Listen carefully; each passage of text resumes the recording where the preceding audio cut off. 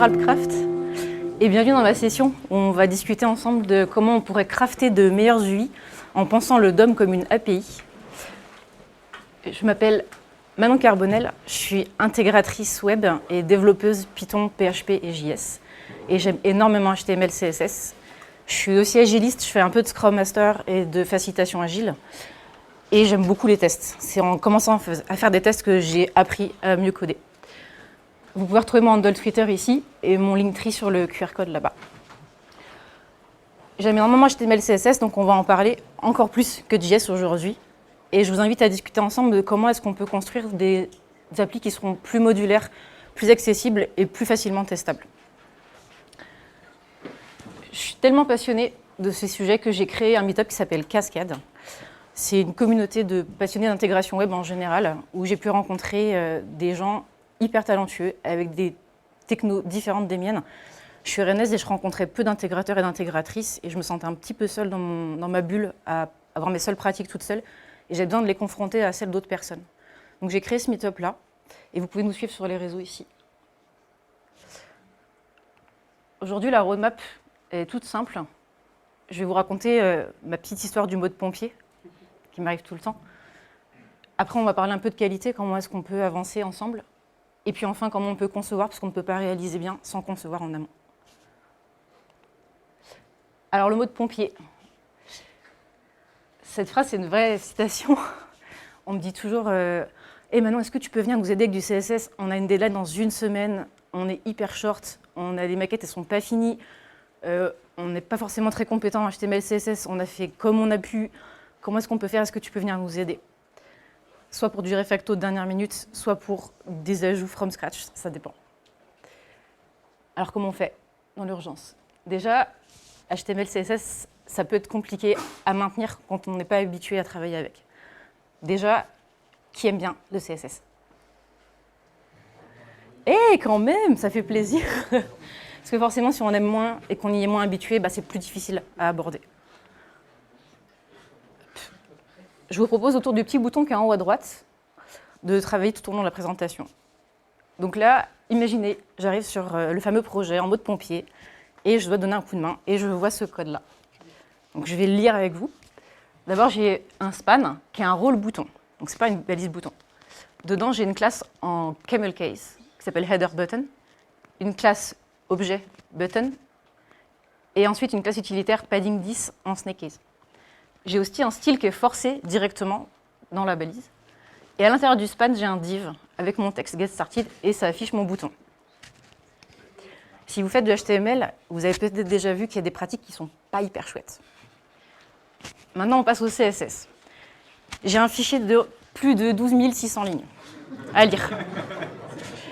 Un seul fichier où j'ai d'abord ma classe header button qui est donc contextuelle, qui est écrite. Il manque le point-virgule à la deuxième ligne. J'ai un code en hexadécimal pour le fond, soit. Ensuite, en deuxième, il y a la classe générique du bouton qui est chargée. Donc déjà, ça va écraser le code précédent puisque c'est ce qui est lu ensuite qui est prioritaire, sans parler des sélecteurs. Et ensuite, j'ai mon padding qui est chargé. Donc déjà, là aussi, moi, je vois des choses qui ne sont pas hyper évidentes. Finalement, mon bouton, là, si je le lis, il devrait être gris au lieu d'avoir la couleur hexadécimale. Donc maintenant qu'on a... Voilà, j'arrive, je vois ça, je me dis, oh, par quel bout je vais le prendre? Alors bon, en plus, ça peut être compliqué à refactorer.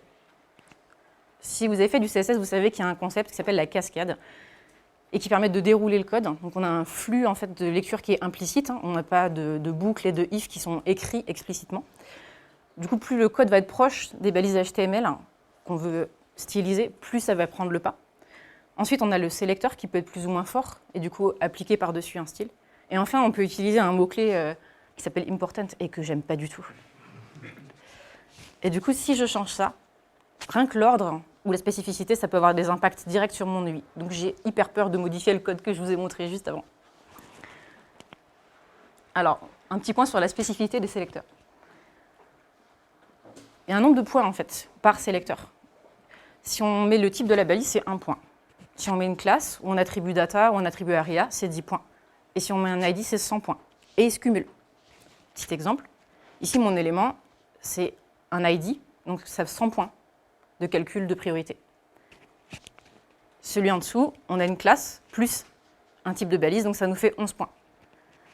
C'est tout simple, hein, mais juste si ça ne fonctionne pas, si le code n'affiche pas ce que vous souhaitez, c'est peut-être que votre sélecteur n'est pas assez puissant. En général, c'est là qu'on met un important. Donc je vous invite, si vous faites ça, à plutôt revérifier le chemin de votre sélecteur et à lui donner plus de force. Si vous avez un framework, par exemple du Bootstrap, et que vous voulez surcharger son style, plutôt que de mettre du important, reprenez le même sélecteur que votre framework. Vous pourrez écraser le style très facilement. OK. Alors maintenant, on va besoin de tester. Ah, mais comment on fait du test U en HTML, CSS? C'est compliqué, hein. On ne peut pas. On n'a pas de test unitaire. Enfin, il y a une petite subtilité, mais on ne peut pas vraiment faire test unitaire et vérifier qu'après notre refacto, il passe toujours. Par contre, on peut faire du component testing si on fait du React ou du Vue. Ça, c'est intéressant. On ne peut pas faire de snapshot du DOM si on fait du refacto, puisqu'on va le changer. Ça n'a aucun intérêt.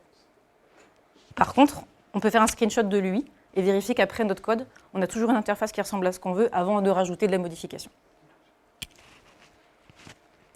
Alors, par quoi je vais commencer?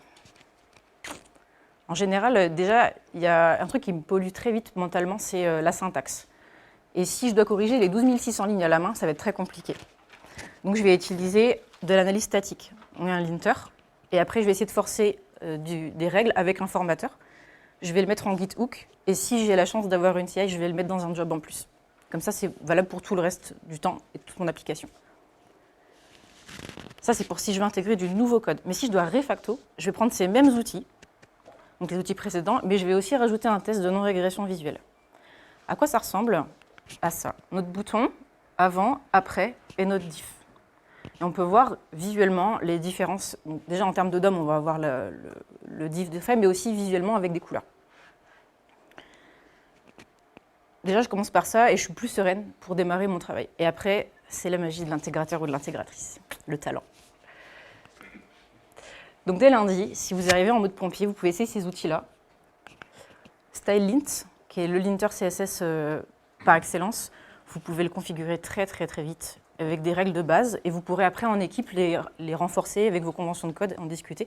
Mais juste déjà le mettre au niveau principal, il y a des guidelines dedans, c'est hyper pratique. Et il s'interface super bien avec Prettier pour pouvoir formater le code. En plus de ça, pour la partie test, il y a tous ces outils qui permettent de la non-régression visuelle. Donc, il y a les outils de test end-to-end. Là, j'ai mis Playwright, mais il y en a d'autres. Moi, c'est mon favori. Si vous faites du storybook, vous pouvez utiliser Chromatic pour faire des builds en fait, de votre design system et voir le diff que je vous ai montré juste avant dans la capture. Et vous pouvez le faire aussi en ligne de commande avec un clic qui s'appelle Loki, qui fonctionne bien avec Storybook. Donc, c'est le même principe, sauf qu'au lieu d'avoir l'outil collaboratif, vous avez juste un diff en fichier. Donc c'est le moment de prendre une photo si vous souhaitez, parce que je ne vais pas trop parler des outils, je préfère parler des pratiques. Ok, bon. Une semaine après, la deadline est passée, j'ai réussi à faire ma petite modif, je suis contente. Mais le projet ne s'arrête pas là. Or, ouais, alors Manon, ça ne suffit pas là, si c'est joli, c'est pas ça, c'est pas juste du joli. En général, ça m'énerve un peu quand on me dit que c'est juste joli. Parce qu'en fait, on ne fait pas juste du joli, on veut faire des applications qui soient utilisables et qui soient pertinentes. Alors déjà, on va parler du DOM, puisque c'est le titre de ma présentation, je suis obligée de vous en parler. Est-ce que vous savez vraiment ce que c'est le DOM? Est-ce que ça vous parle? Ou est-ce que pour moi, c'était assez flou, en fait. Pour moi, c'était le HTML. C'était pas du tout précis. Le DOM, c'est une API qui est faite pour le document HTML, mais aussi XML et XVG, et qui est utilisée par les navigateurs grâce à une couche en C++ ou en Rust. Et alors, à quoi il sert? Quand vous faites une requête pour afficher une page avec une URL, on fait une requête réseau. Et puis, on va recevoir des bytes de données. On va recevoir du HTML qui va construire l'arbre du DOM, donc un arbre avec différents nœuds. On va avoir le CSS avec le CSS Home, qui est l'arbre des règles appliquées du coup, plus tard au DOM. Et on va avoir du JavaScript. Et c'est là que la petite couche de C++ fonctionne. On va avoir un render tree qui va être composite de ces éléments et qui va nous permettre après, avec d'autres étapes de layout et de peinture, de créer des pages web et de les afficher. Donc on a une interaction entre le code du navigateur et notre code à nous de visuel, du UI. Alors maintenant qu'on sait à quoi il sert, qui est-ce qui l'utilise? Le plus évident, je pense, vous allez tous vous dire « Ah ben, les gens !» Mais oui, D'abord, on fait des applications pour des personnes, donc des êtres humains. Mais vous voyez, il est tout à gauche, donc il y a d'autres trucs qui vont venir. C'est pas que pour des gens, donc c'est pas que du visuel. Et puis tout le monde n'utilise pas ses yeux pour consulter nos sites. On a aussi les outils d'aide à l'accessibilité qui vont aller lire le DOM pour pouvoir lire le texte ou pour pouvoir avoir des interactions avec. On va aussi avoir les robots d'indexation pour le référencement, pour être sur les moteurs de recherche. Et enfin, on a un truc très pratique pour nous, les devs, les outils de test qui vont aller lire notre DOM. Je ne sais pas la proportion, mais on n'a pas du coup que des humains. Et on a besoin de penser les choses un peu autrement pour que ce soit vraiment efficace et qu'on puisse être serein. Alors comment on va concevoir les composants maintenant qu'on sait qui les utilise? En 2016, il y a Brad Frost qui a conçu une vision qui s'appelle Atomic Design, que j'aime beaucoup. Il part des atomes, donc ça va être dans une charte graphique, par exemple, le plus petit possible, ça va être une icône ou un texte ou un titre. Quand on combine ces atomes, on obtient une molécule, par exemple un bouton avec une icône et un texte à l'intérieur. Si on combine ces molécules, on va obtenir des organismes, une carte, une data table par exemple. Et ces éléments-là, on va les intégrer dans nos pages, dans des actions spécifiques qu'on va prévoir, qui s'appellent des templates. Vous allez prévoir qu'ici, il y aura le header, la nav, le footer, là, le bloc principal, peut-être un menu sur le côté. Et on va les insérer à l'intérieur. Et l'ensemble de tout ça, ça fait nos pages web. Donc on va du plus petit au plus grand. Et j'aime beaucoup cette façon de concevoir parce que ça permet de mettre de l'intention dans ce qu'on fait. Et surtout, ces raccords entre ce qu'on fait en code et ce qu'on va designer en amont et les choses que vont recevoir les personnes en utilisant nos applications, je trouve qu'on a une même logique en fait. Et je trouve ça chouette. Alors du coup, ça c'est bien pour la conception. Maintenant, on va parler d'un petit peu de clean code. En HTML, il y a un truc que j'aime pas, c'est les div soup. Si vous ne savez pas ce que c'est ça. Vous pouvez tourner la tête comme ça et vous verrez que ça fait un bol de soupe. C'est hyper sympa. C'est pas du tout sémantique et ça donne pas du tout d'informations au navigateur sur notre contenu. À la place, on va plutôt utiliser des balises sémantiques avec du HTML5. C'est hyper simple à faire. Après, des fois, ça ne suffit pas, le HTML5, pour l'accessibilité, mais déjà, ça aide beaucoup. Juste de faire porter un peu de métadonnées par le choix de nos balises, ça aide énormément. Quand ce n'est pas suffisant, ça ne remplace pas, mais on peut rajouter des balises ARIA, des labels, des choses comme ça. Pour les mandements sémantiques, je vous mets un petit exemple ici. Là, on a un bouton qui va afficher juste Send. Peut-être que si vous n'avez aucune déficience visuelle, vous allez comprendre qu'avec le contexte, c'est un bouton qui sert à envoyer un email. Mais là, si on lit juste le texte avec un lecteur d'écran, on va juste voir envoyer. Mais envoyer quoi? Ça ne me parle pas du tout. Et il y a beaucoup de lecteurs d'écran qui lisent d'abord les attributs ARIA avant de lire le texte. Et du coup, là, on a bien envoyé un email dans le label ici. Et ça nous permet d'apporter du contexte et d'aider à la navigation. C'est un exemple tout bête, mais sur tous les boutons, j'en rajoute maintenant des ARIA label. Il y en a d'autres, mais c'est énorme l'accessibilité. Je pourrais faire un talk dessus, ou d'autres plus compétents que moi. Donc, je vais juste donner des petites guidelines. Mais je vous invite vraiment à vous renseigner sur ce sujet. Alors maintenant, on a découpé nos composants. On a un HTML propre. On a besoin de nommer les choses. Et qu'est-ce que c'est dur, le nommage en informatique, vous ne trouvez pas? Surtout en CSS. Tout à l'heure, on avait du camel case, du snake case, du générique, du objet et de l'utilitaire. Alors, comment on fait? Moi, j'aime pas trop les classes utilitaires, mais si vous aimez, je ne vous ai pas oublié. Les fans de Tailwind, je ne vous ai pas oublié dans ma présentation. Moi, j'aime bien reprendre l'Atomic Design et je divise en deux groupes. Il y a pour moi ce qui va être de l'ordre de l'objet au sens visuel du terme ou au sens fonctionnel du terme. Ce sont les atomes, les molécules et les organismes. Et dans ces cas-là, je vais utiliser une convention de CSS orientée objet. Bouton, card, etc., comme on le retrouve souvent aujourd'hui. Et pour mes éléments métiers, où on va choisir ce qui va s'y passer et à quoi vont servir nos composants graphiques, là, je vais utiliser un langage universel. J'ai repris le langage ubiquitaire, qui se dit plutôt en anglais, parce que je trouve qu'on met de l'intention métier et que nos éléments graphiques servent une intention particulière. On n'a pas un bouton pour faire un bouton, mais bien pour envoyer un formulaire, pour peut-être s'inscrire ou pour peut-être demander contact ou de l'aide. Et là, c'est intéressant. Il y a d'autres façons de faire. C'est ma façon de faire à moi. Alors, comment je vais organiser mes feuilles de style suivant cette organisation-là? D'abord, je vais utiliser un préprocesseur. C'est un petit peu un CSS avec des super pouvoirs. où on va avoir, il y a déjà des fonctions de base dans CSS, il y a même des maths, mais on va rajouter là des capacités pour faire des fonctions soi-même custom, ou de l'import, de la gestion de namespace, des variables enrichies, des mixins, beaucoup de choses. Donc j'aime beaucoup utiliser ces outils-là parce que ça me permet de découper en fait mon code CSS, de le rassembler en un seul, de le minifier et de l'exporter après. Donc si j'ai aucun framework et que je pars from scratch, je vais suivre Atomic Design et ça va ressembler à ça. Je vais avoir mon dossier avec mes feuilles de style et je vais avoir un sous-dossier à chaque fois par atome, molécule, organisme. Dedans, je vais avoir mes composants à l'intérieur. Je peux agrandir ou réduire mes éléments ou les dupliquer. Et en bas, je vais avoir mes variables qui vont être utilisées partout, et les couleurs, les tailles, ce genre de choses. Et tout ce qui va importer tout ça, c'est le fichier thème à la fin.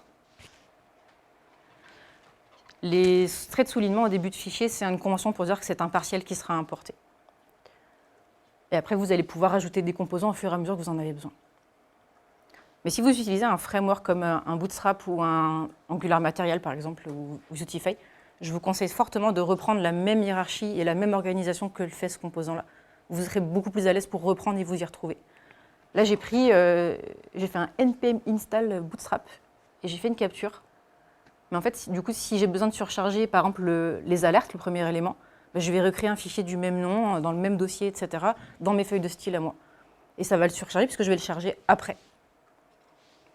Et je n'ai pas besoin d'important si je fais ça.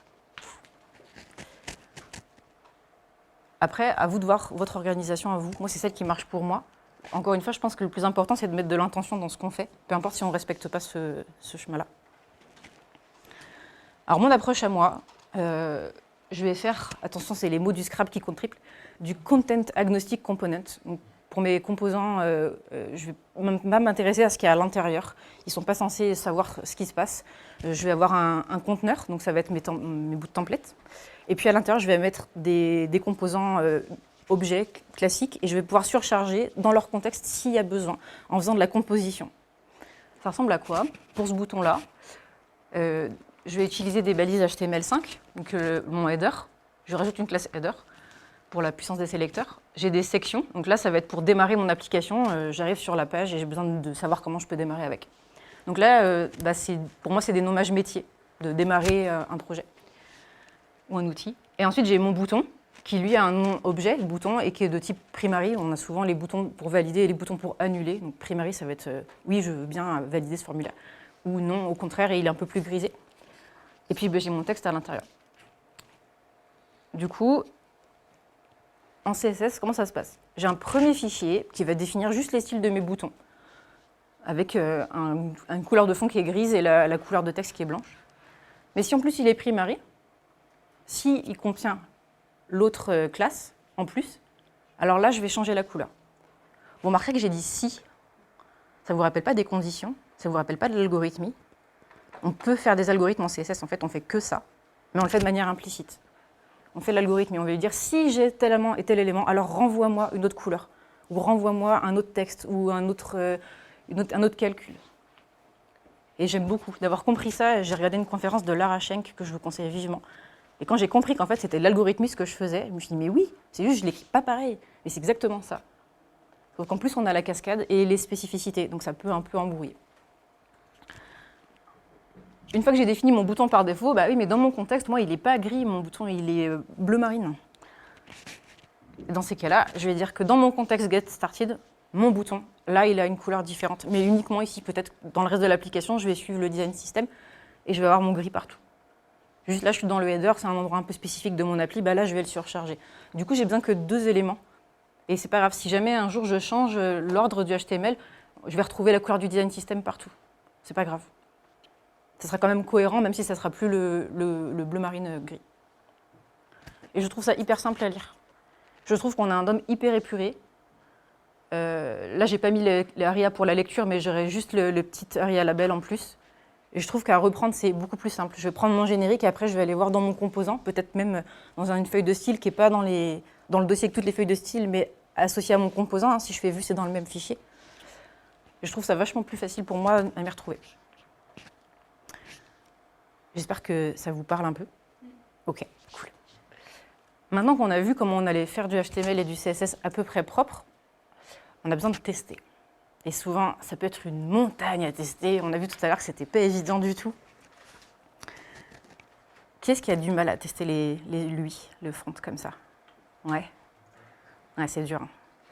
Ça fait 10 ans que je fais du code et c'est toujours compliqué des fois. Ça dépend un petit peu du contexte que j'ai pour travailler. Comme je vous disais, j'ai appris à mieux faire en testant.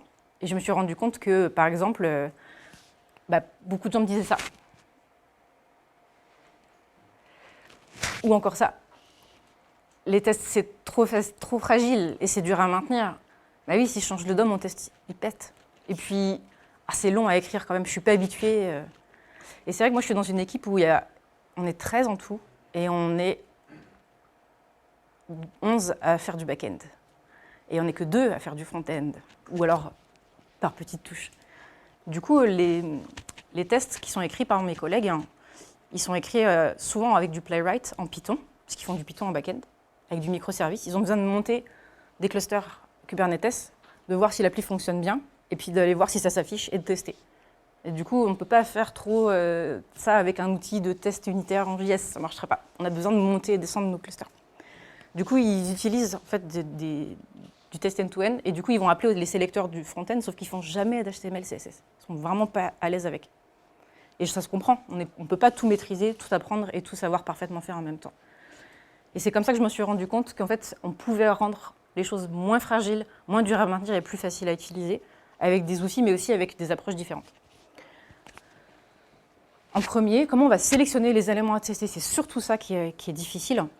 On va favoriser en fait, les attributs destinés aux utilisateuristes de nos applications. Donc déjà, ce qu'ils vont voir, le texte, les labels, mais aussi tout ce qui va servir à l'accessibilité en plus, parce que c'est ce qui va être lu en fait, par les personnes ou leurs outils. Du coup, on va essayer de reproduire leur contexte pour tester nos UI. Mais il y a des fois où on ne peut pas prédire le texte qui sera contenu à l'intérieur, parce que ça peut être dynamique, par exemple une liste ou un tableau de données. Dans ces cas-là, le texte est compliqué à lire, et on va se reposer sur les sélecteurs HTML, CSS, donc du DOM. Et c'est pour ça qu'on a besoin d'avoir quelque chose de structuré et de propre. On ne peut pas juste avoir du joli, on a besoin d'avoir quelque chose qui soit pour nous testable et utilisable. Du coup, l'ID, c'est le plus fort en termes de sélection, donc je vais prendre celui-ci. Mais on a aussi tous les attributs ARIA, les balises, ou même des attributs data test ID, qui sont hyper pratiques. Alors là, sur les préconisations, tous les frameworks de test end-to-end ne sont pas d'accord. Playwright préconise les premiers, Cypress, il n'y a pas longtemps, on préconisait plutôt les data test ID. Donc ça va vous de voir en fonction de vos habitudes et de vos besoins. Je vais vous montrer un petit exemple juste après, ne vous inquiétez pas. Ce qu'il ne faut pas faire, c'est du XPath absolu. C'est hyper fragile. Là, je vous ai mis 2 exemples. Un avec un sélecteur CSS qui est très long, avec toutes les étapes hiérarchiques pour arriver d'un parent très lointain jusqu'à l'élément enfant qu'on souhaite tester. Et aussi, en dessous, vous avez un exemple de XPath, qui est hyper long. Le problème de ça, c'est que si demain, vous voulez déplacer un élément, même très légèrement, d'une div au-dessus, mais en fait, votre test, il ne passe plus. Et on a vu tout à l'heure qu'avec CSS, on a le principe de cascade et on a des chemins relatifs qui sont possibles avec les sélecteurs et qui sont hyper puissants. Et j'arrivais à changer mon CSS avec 2 classes. Donc vraiment, le plus minimaliste, c'est bien, mais c'est hyper dur de faire simple. On a toujours envie de faire hyper compliqué en informatique. Donc j'aimerais vous renvoyer à de la simplicité. Si c'est simple pour vous à lire, ça sera simple pour vous à maintenir.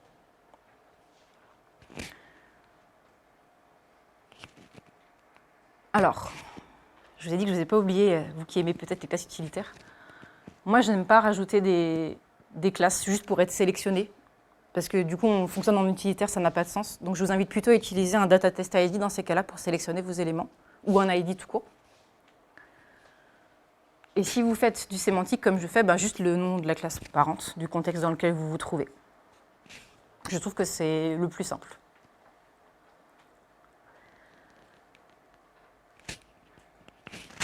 Alors on va tester un bouton ensemble. On va sélectionner dedans, donc toujours notre petit get started, du début à la fin. On va essayer plusieurs sélecteurs. Je remets le même HTML que tout à l'heure. Les éléments qui me permettent de le sélectionner, il y a les classes, il y a un data test ID, et il y a le contenu get started, le texte.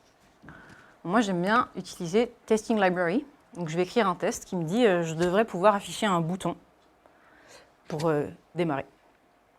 Donc, je vais render mon composant header, c'est ça que je l'ai appelé. Et je vais préparer, en fait, arranger mes données avant de pouvoir faire des événements et des assertions dessus. Donc là, d'après les préconisations que j'ai lues et que je vous ai expliquées juste avant, je vais pouvoir récupérer mon bouton, que j'ai appelé bouton A, avec le texte lui-même. Donc tout simplement, get by text, pas plus simple.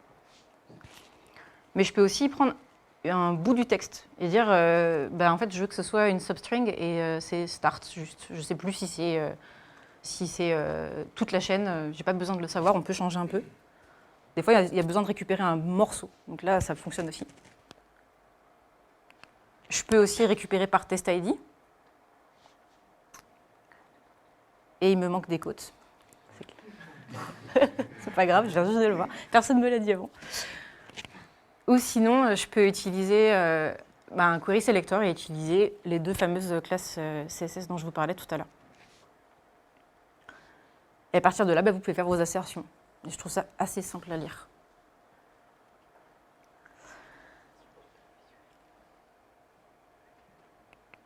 En plus de ça, on a les questions d'accessibilité. Alors moi, je ne suis pas experte en accessibilité, mais ça m'intéresse beaucoup. Et j'apprends petit à petit. Et il y a un référentiel qui vient du W3C qui s'appelle le WCAG et qui donne des lignes de conduite en fait, pour suivre des bonnes pratiques d'accessibilité. En France, ça s'appelle le RGAA. Et il nous donne 3 niveaux d'exigence différentes sur notre DOM et sur notre design. Le A, c'est le plus simple, et plus on avance, plus on va au triple A, plus c'est exigeant en termes de règles. Pour nos sites, déjà, si on a le A, c'est hyper bien. Après, il y a des sites spécifiques ou des applications qui ont besoin, et donc là, on va avoir des règles plus fortes. Et ça, en fait, on peut l'automatiser même si on est super junior en accessibilité. Avec Axe, on peut détecter 30% des erreurs d'accessibilité en automatique. Donc ça va se passer au niveau du DOM, surtout. On va avoir soit une extension de navigateur, soit un plugin pour nos outils de test automatisés, soit on peut le mettre dans un job de pipeline CI. Donc c'est pratique, ça s'installe vraiment en très peu de temps. C'est un CLI en fait, qui tourne, soit dans notre outil de test, soit dans notre interface. Et puis il va nous faire un rapport avec les erreurs qu'il aura trouvées. 30%, c'est pas tout, mais c'est déjà bien pour commencer, je trouve. Donc à essayer dès lundi, pour pouvoir tester comme ça, en automatique. On va essayer d'automatiser les choses, ça va être plus facile. Moi, j'aime beaucoup Testing Library, c'est l'exemple que je vous ai montré juste avant. Pour accéder au DOM, c'est super bien. Et ça tombe bien parce que c'est compatible avec Jest pour faire des tests unitaires. C'est hyper chouette. Hop.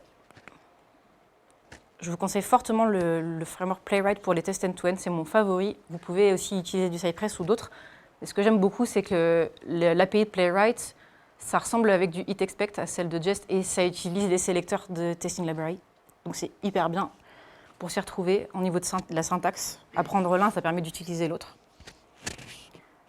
Et enfin, vous pouvez utiliser Axe, qui peut être lancé avec Jest et avec Playwright. Donc si vous avez la flemme, vous pouvez quand même le faire, ça marche. Et les bons devs sont des feignants, et automatisez-le, comme ça vous aurez le rapport tout de suite. Donc on a vu comment on pouvait déjà éteindre le feu quand on a un mode pompier. On a vu maintenant comment on pouvait mettre en place de la qualité de code sur la durée. Mais est-ce que bien coder, ça suffit quand on fait du front-end? Est-ce que réellement notre métier, c'est juste de faire du code? Moi, je ne pense pas ça. Je pense que bien coder, non, ça ne suffit pas. Et du coup, j'aimerais vous parler de collaboration. Peut-être qu'il y en a parmi vous qui font de l'ensemble programming. Moi, je vous propose de designer ensemble, en fait. Je vous propose d'essayer les deux. Vous apprendrez beaucoup de choses et vos applications seront de meilleure qualité. Essayez de rencontrer, comme je fais aujourd'hui, d'échanger, de concevoir, de développer avec des personnes diverses. Parce que tout seul dans sa bulle, on a une façon d'utiliser, une façon de coder, une façon de penser, et ça ne suffit pas pour que tout le monde puisse utiliser ce qu'on fait. Donc je vous donne quelques pratiques. Le premier que j'ai entendu, c'est les 3 amis.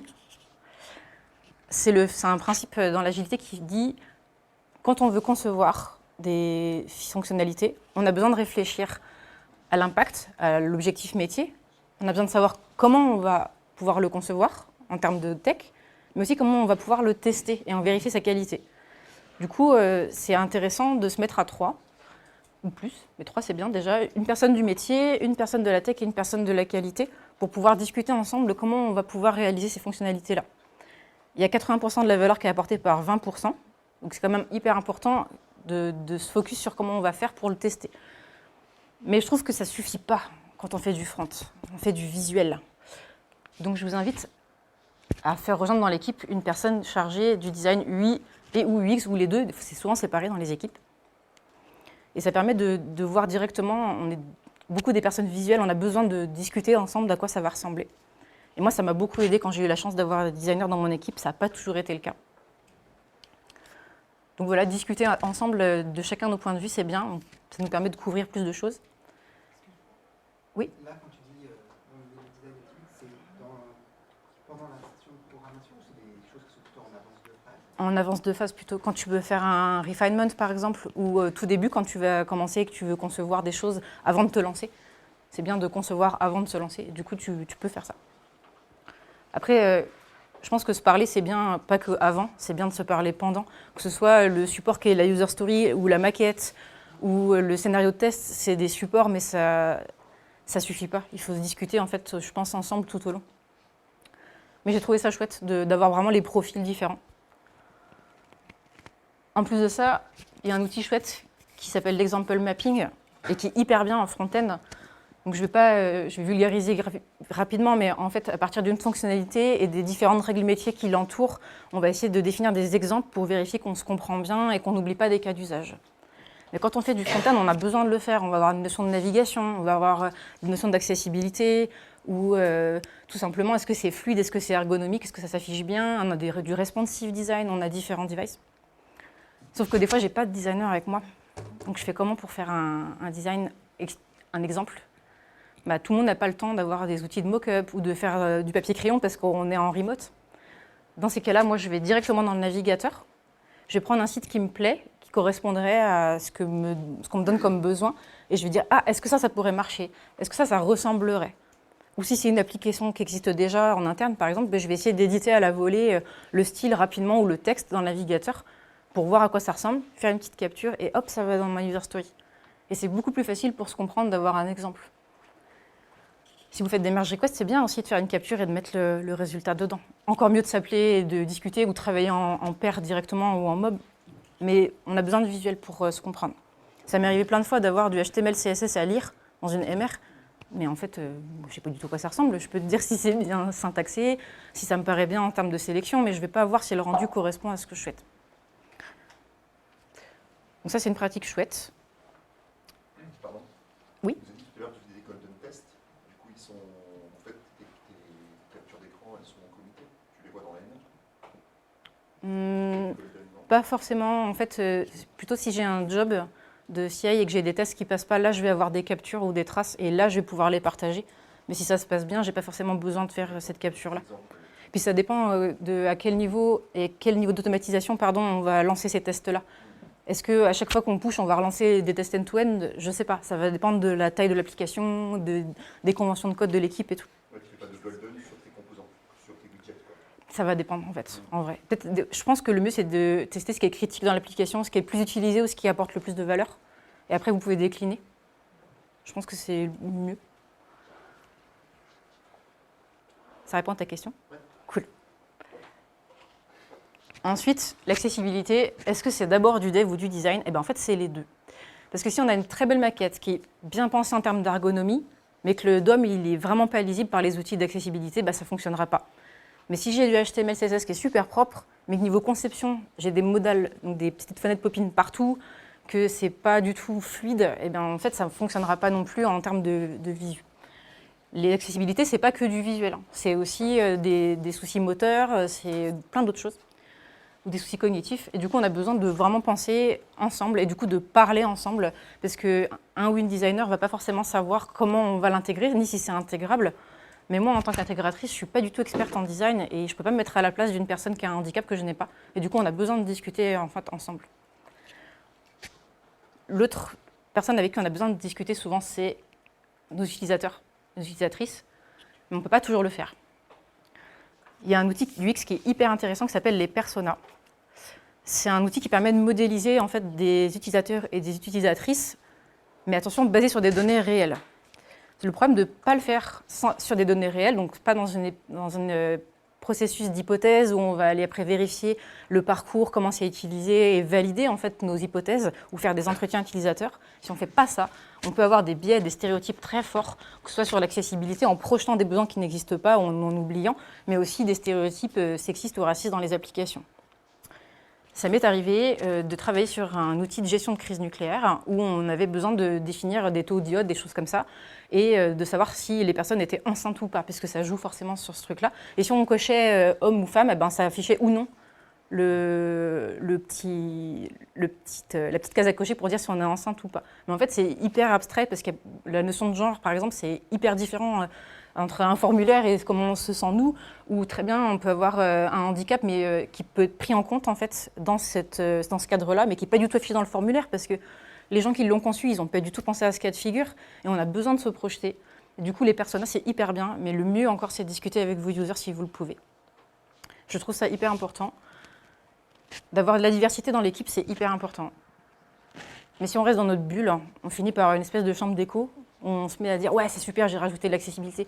Ouais, c'est trop bien, j'ai rajouté un mode dark mode où j'ai changé la typo et du coup, elle est plus adaptée pour les personnes 10. » D'accord, mais qui consulte? Est-ce que c'est utile, le temps qu'on passe dessus? Est-ce qu'il y avait peut-être d'autres choses à faire avant? C'est hyper bien. Et la dernière pratique que je vous propose, si vous faites du design system, c'est de le partager et de le documenter. Un souci que j'ai eu, moi, c'est d'avoir un design system sans showcase, donc sans page web pour afficher les différents composants que je vais utiliser. J'avais aucun moyen de savoir à quoi allait ressembler le composant que j'allais prendre pour réaliser ma fonctionnalité. J'avais des fois 4 data tables différentes, une filtrée, une avec des actions, une avec une pagination, et je ne savais pas tant que je ne l'avais pas monté moi-même et visualisé, et ça me coûtait beaucoup de temps. Donc si vous faites un design system, partagez-le visuellement, c'est hyper important pour les devs. Et éviter les composants usine à props. J'appelle ça comme ça, avec 40 ou 50 options différentes. Il vaut mieux décliner notre composant. On n'a pas besoin de toujours tout, surtout que des fois, elles se combinent entre elles. Donc ça devient un nombre de possibilités énorme et ça prend beaucoup de charge mentale pour s'y mettre. Ça me donne de la peur de casser quelque chose, d'oublier. Et des fois, je ne sais pas si elles sont optionnelles ou pas. Donc il vaut mieux avoir le plus minimaliste possible et le dupliquer. Et si jamais, dans une équipe, il y a un besoin trop spécifique, ils pourront développer, les gens, leur propre composant. Il n'y a pas besoin forcément, du moment qu'on respecte la charte, pas besoin de réutiliser exactement le composant et de le tweaker, de modifier du coup le code qui sert à tout le monde en rajoutant des options pour pouvoir permettre de l'utiliser alors qu'il n'y a peut-être que notre équipe dans notre produit qui en a besoin. Donc voilà, pour faire tout ça, il y a des outils en mode autogénéré en plus, vous allez voir. Autour d'un design system, surtout, mais pas forcément, vous pouvez avoir un designer ou une designeuse qui crée à partir de Figma sa maquette. C'est souvent un outil qui est utilisé aujourd'hui. À partir des maquettes Figma, il y a du code qui est ressorti. Je ne sais pas, par exemple, le hexadécimal d'une couleur. Et du coup, on peut générer depuis Figma des stories dans un storybook, par exemple. Storybook, c'est un outil pour faire un showcase, justement, collaboratif de notre design system et tester des add-ons dessus, du test, de l'accessibilité ou autre.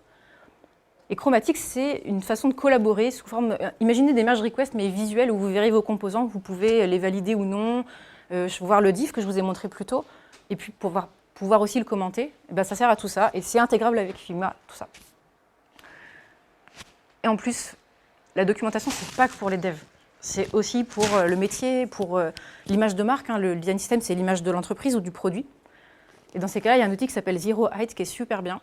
Imaginez un Confluence ou un Notion dans lequel vous auriez votre petite incrustation de la maquette Figma, la petite storybook à l'intérieur sous forme d'onglet et le texte descriptif avec. Et avec Zero Height, vous pouvez tout faire et du coup tout importer à l'intérieur. J'aime bien quand les outils ils se combinent parce que ça me permet de réduire et d'automatiser, de réduire ma charge mentale et d'automatiser beaucoup de choses. Donc voilà, je vous propose ces 4 outils-là. En résumé, on ne rend pas les applis sexy. Ne dites pas ça, s'il vous plaît. Ça me fait grincer des dents à chaque fois. Déjà parce que on a vu jusque-là que ce n'était pas le but unique de rendre quelque chose de joli, mais d'utilisable aussi. Mais en plus, dire sexy, ouais, non, dites pas, s'il vous plaît, dites pas. Mais souvent, les personnes qui disent ça, je trouve ça un peu réducteur. C'est pas toujours le cas, mais l'une des raisons, c'est que c'est vite décrié HTML, CSS. Il y a des gens qui pensent, peut-être à tort ou à raison, vous allez me dire, que ce ne sont pas des vrais langages de programmation. Qui pense que HTML et CSS sont des vrais langages de programmation? N'ayez pas peur de me dire, je ne vous juge pas si c'est faux. Ok. Eh ben, j'ai demandé sur les réseaux sociaux. Et vous êtes assez mitigés quand même. Donc c'est non en général, à peu près à la moitié. Il y a quelques oui et quelques pas sûrs. Eh ben, la réponse, en fait, c'est oui. Ce sont des vrais langages de programmation, au sens du terme. J'aurais bien aimé vous l'expliquer, là j'ai trop envie de me justifier, mais j'ai pas le temps. Si vous n'êtes pas d'accord, du coup, je vous demande de faire comme si. Parce que ce sont des API qu'il faut soigner, qu'il faut bien faire. Et c'est pas à prendre de haut, c'est hyper important. Et si vous n'êtes pas d'accord avec moi, c'est hyper chouette, venez et je vous propose, on en parle demain dans une session. Je vous remercie.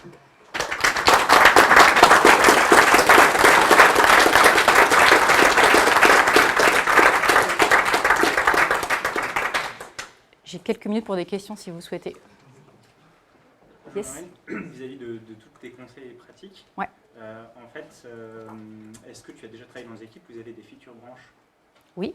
D'accord, parce que c'est, pour moi, le quotidien, justement, en fait, le plus efficace, au final, pour être sûr de livrer ce qu'il faut livrer, c'est vraiment ta feature sur une feature branche, et tu la fais, mais tu la livres tous les jours du développement, c'est-à-dire dès le jour 1, dès que tu as un diff, tu la livres à ton PO, à ton client, à tout ça, et en fait, du coup, l'idée, c'est que toutes les heures, s'il faut, tu as une boucle de feedback, c'est bien, c'est pas bien. Et ça, justement, ça évite... il y avait les 3 amigos, mais en fait, pourquoi pas avoir les 4 amigos? Pour moi, le client, il faut que tous les jours, s'il sache sur ce qui est en cours, il sache où t'en es. Ouais. Et du coup, ça aide énormément de toute façon, de minimiser toujours les boucles de feedback, quoi. Je suis d'accord avec toi. Le meilleur projet que j'ai fait, je crois, ça a duré 5 semaines. J'étais dans un placard, littéralement, en mission, avec un écran 4/3, oui. Et en fait, j'avais la designeuse et mon client qui était un formateur en interne pour un site de formation. Et en fait, il m'écrivait sur Messenger et on avait un vieux Redmine pourri. Mais en fait, on se parlait, on se montrait des captures. Je leur montrais mon écran, mais genre plusieurs fois par jour s'il fallait. Et donc, j'avais un feedback super rapide. Alors là, j'étais seul dev, donc c'est différent. On ne va pas faire des features branches toute seule. Mais c'était hyper chouette parce que j'avais ce retour de feedback très rapide. Et du coup, si vous faites de la conception à plusieurs ou du code à plusieurs, c'est encore mieux. Mais du coup, on m'a déjà demandé, ouais, mais du coup, le design, c'est en amont de la user story ou c'est dans le tableau Kanban, une fois que tu as démarré dans ton sprint, ça se passe comment? Au cours du développement. Et je pense qu'en fait, c'est tout le temps. Ouais,